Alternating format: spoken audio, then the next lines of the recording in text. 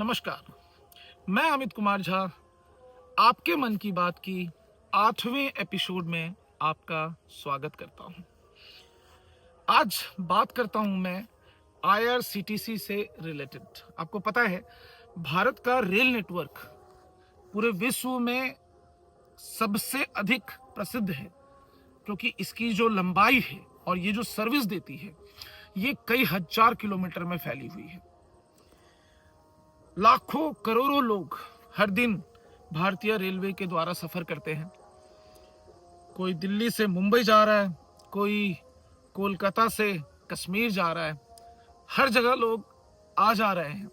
लेकिन जब बात उठती है तत्काल बुकिंग की, इमरजेंसी में अगर किसी को टिकट चाहिए या नॉर्मल बुकिंग भी मैं कह दूं, नॉर्मल में भी अगर 2 महीना पहले जब बुकिंग काउंटर खुलती है तो आप विश्वास करें कि with in few minutes only कोई भी रूट हो, कहीं का भी हो, वो टिकट कंप्लीटली बुक हो जाती है।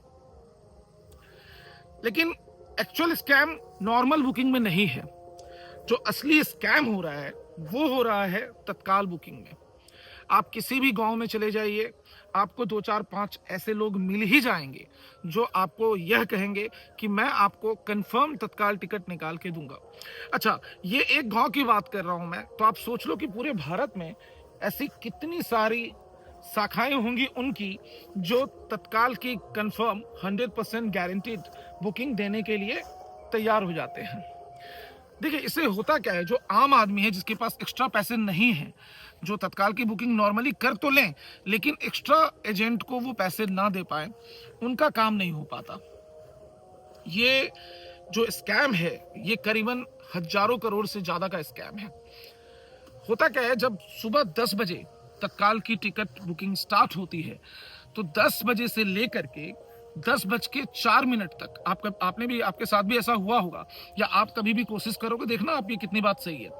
10 बजे से लेकर के 10:04 तक आपका आईआरसीटीसी का वेबसाइट और साथ साथ आईआरसीटीसी की जो ऐप है मोबाइल की, ये दोनों हैंग करती है। क्यों? क्योंकि इसमें सॉफ्टवेयर के जरिए जो तत्काल बुकिंग एजेंट हैं वो टिकट बुक करते हैं और एक्स्ट्रा पैसे कमाते हैं या चार्ज करते हैं। वो पर टिकट 300 से 500 भी हो सकता है, वो 1000-1500 भी हो सकता है, और शादी विवाह का जब सीजन होता है तो उस समय में ये कई हजार होते हैं। तो यह जानकारी आज ही मैं देख रहा था कहीं पे कुछ स्कैम के बारे में, रेलवेज को पता चला तो यह जानकारी मुझे भी मिली और मैंने थोड़ा इस पे रिसर्च किया तो पता चला कि हाँ, इस तरह का स्कैम काफ़ी बढ़ गया है। ऐसा नहीं है कि आपने कभी कोशिश नहीं की होगी तत्काल बुकिंग टिकट एजेंट के द्वारा, या मैंने नहीं किया होगा, हम लोग सभी करते हैं। लेकिन क्योंकि स्कैम इतना बड़ा है कि इसके बारे में बात करनी तो जरूर बनती है। एक दूसरी खबर आपको बता रहा हूँ मैं। बेसिकली ये मैं ऐसी बातें बता रहा हूँ जो भारतीय शिक्षा व्यवस्था से जुड़ी हुई है।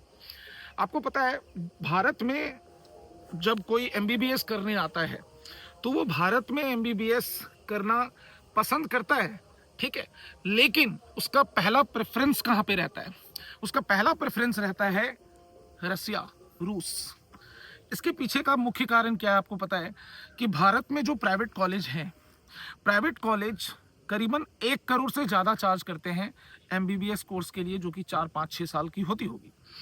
लेकिन रूस में 18 लाख से 45 लाख रुपए के बीच में वो जाके एमबीबीएस की पूरी डिग्री हासिल कर लेते हैं।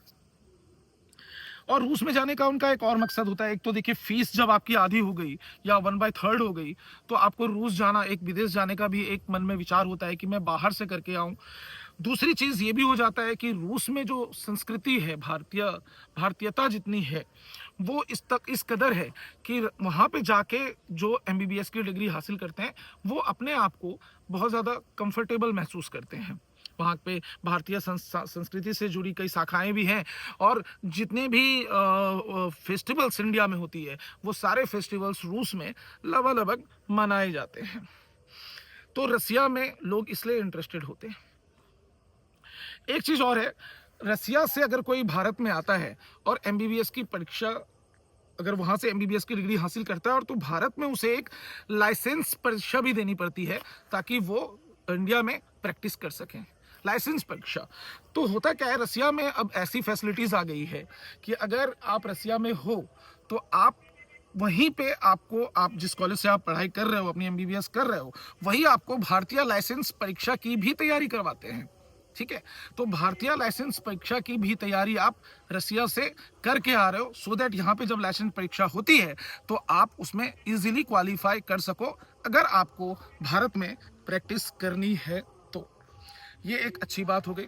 दूसरी बात, मेरे मन में एक प्रश्न है जो मैं आपसे पूछता हूँ, वो ये है कि आप मुझे बताएं कि जो इलेक्ट्रिक व्हीकल्स हैं जो भारत में आए हुए हैं, जो भारत में अभी इलेक्ट्रिक व्हीकल्स का एक एक एक बूम चल रहा है, आप समझ सकते हो। आप अगर सड़कें पे उतरोगे तो आपको पता चलेगा कि कई गाड़ियां इलेक्ट्रिक व्हीकल्स जो है चल रही हैं।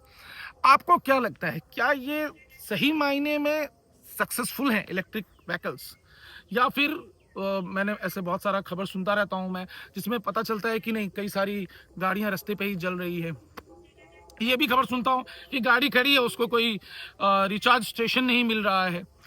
तो मेरा मानना है कि अगर आप शहर में हो तब तो चलो भाई ठीक है कि आप इलेक्ट्रिक व्हीकल्स यूज़ कर रहे हो, तो आपको इलेक्ट्रिक स्टेशंस मिल जा रहे हैं, रिचार्ज स्टेशन मिल जा रहे हैं।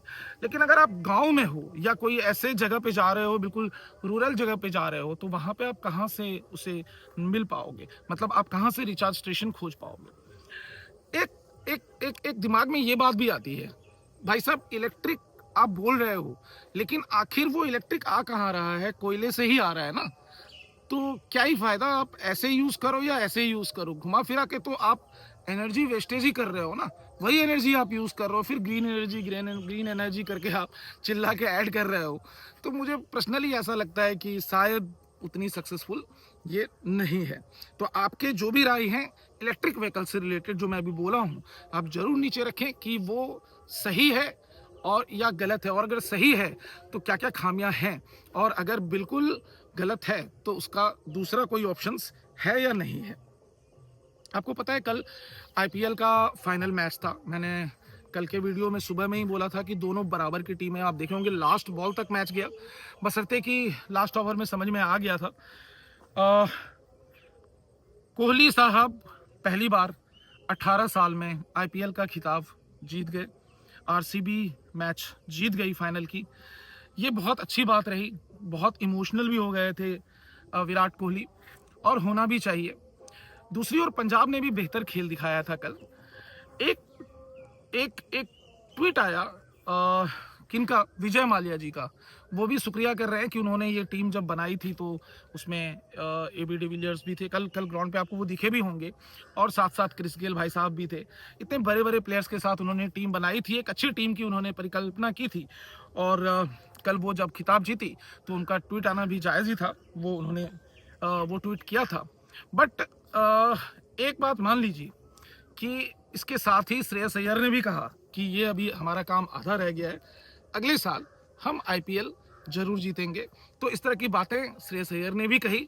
लेकिन मैं देखा कि पूरे भारत में, और छोटे हो या बड़े हस्ती हो, सबने विराट कोहली को बहुत बहुत बधाई दी। मेरे तरफ से भी विराट कोहली को बहुत बहुत बधाई। उम्मीद करता हूँ कि आपको ये वीडियो पसंद आई होगी। कल हम मिलेंगे वापस से एपिसोड 9 में। आपका बहुत बहुत धन्यवाद। Thank you.